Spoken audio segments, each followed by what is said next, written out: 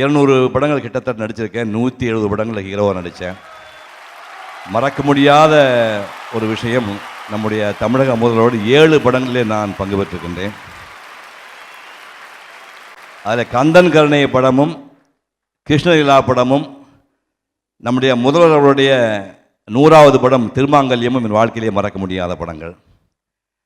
ஒரு 7 ஆண்டுகளாக தற்காலிகமாக நடிப்பை நிறுத்திவிட்டேன்.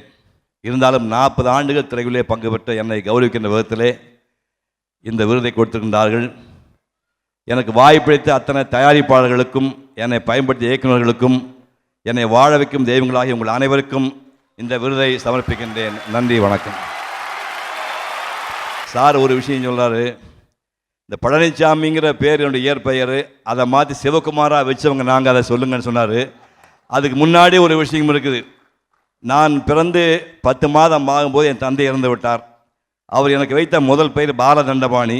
அந்த பாலதண்டபாணி என்பது முருகன் தான், பழனிசாமி என்பது முருகன் தான், இவர்கள் வைத்த சிவகுமார் என்பது முருகன் தான் சொல்லிக் கொள்கின்றேன். நன்றி, வணக்கம்.